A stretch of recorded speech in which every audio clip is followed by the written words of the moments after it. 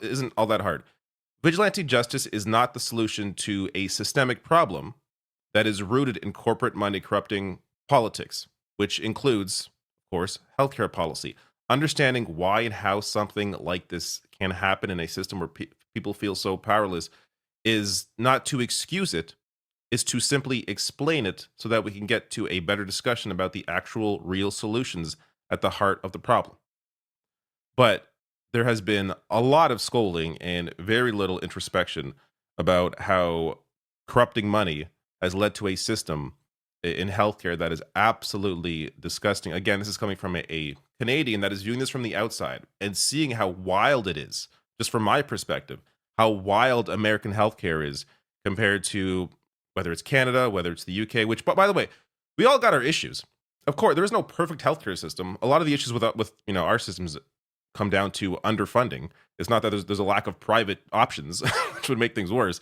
It's that there isn't the funding necessary to make it as good as it can be. At the same time, there are things I simply don't have to worry about, like losing my job, because healthcare is not part of my job. It's just there because I pay through it with my taxes. Worries about in-network, out-of-network doesn't exist. Discussions with insurance companies don't exist. Never have happened in my entire life. I had surgery once. There was a short waiting period because it was a elective surgery, about 3 months. I had the surgery, no payment at the end of it.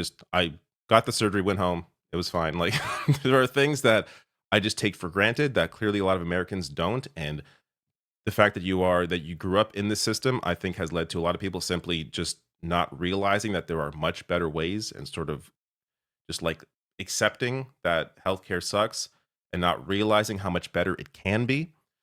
But that gets to a couple more examples here from media. So this is New York Post. Don't forget, the Murdochs run this, as well as a lot of conservative media. So there's a certain perspective that some of the richest people in the world are going to have and impart in their media. But New York Post here, on one hand, you have Daniel Penny, who killed a homeless person, saying enough is enough, basically celebrating the fact that this guy was let go.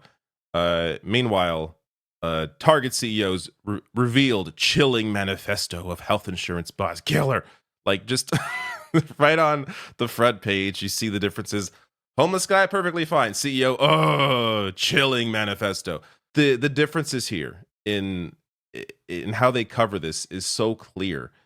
This is another very clear example from another Murdoch outlet here. This is Fox News. This is a quick 30-second clip, but look at how things shift. We'll dig into it later. The Instagram posts from nutbag people, which I was sent in the commercial break earlier, crazy. Like, he's cute, and people celebrating this. This is a sickness. Honestly, it's so disappointing, but I guess we shouldn't be surprised. Gentlemen, thank you so much. And up next, the other big news out of New York, Daniel Penny. A lot of people think he's a hero, and tonight he's not guilty. My take next. What an amazing 30 seconds that perfectly sums up how corporate news operates. On one hand, oh, it's a sickness that people celebrating this. Up next, the hero that killed a homeless guy. There you go. I got one more clip from Bill Burr here. He goes on with some more. And I tell you, it's really annoying how hard they're trying to find this kid that shot that guy. Okay? How much they're trying to solve that fucking crime, where if it was just some regular fucking jerk walking in there, are they trying that hard? I know they're trying to solve it. I'm not shitting on the cops here, but I'm saying that the political pressure would not be there. I guess one fucking healthcare person, company, like they only covered anesthesia for a certain amount of time.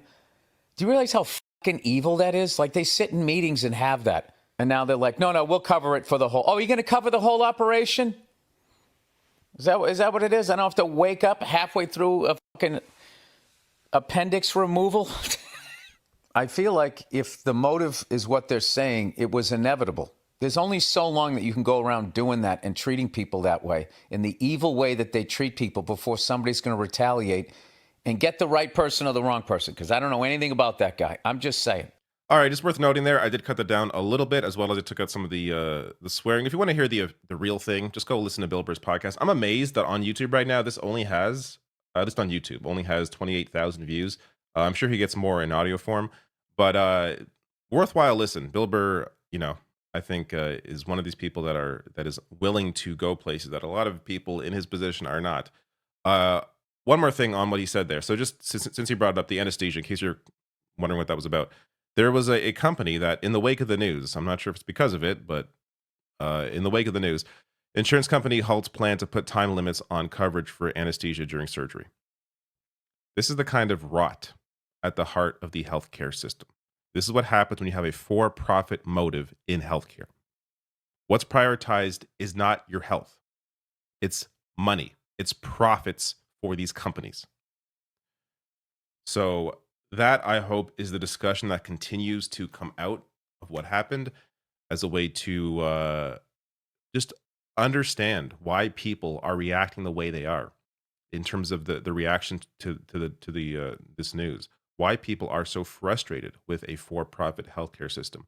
I hope that discussion continues, and I hope politicians take note, and the Democratic Party, if they want to win back some people, grab on to single-payer healthcare at the very least. This is an issue that a lot of people are motivated by, and it's worth having a greater and continued discussion about this, not just during an election, but an actual discussion on how to transform the healthcare system into one that actually prioritizes people and healthcare.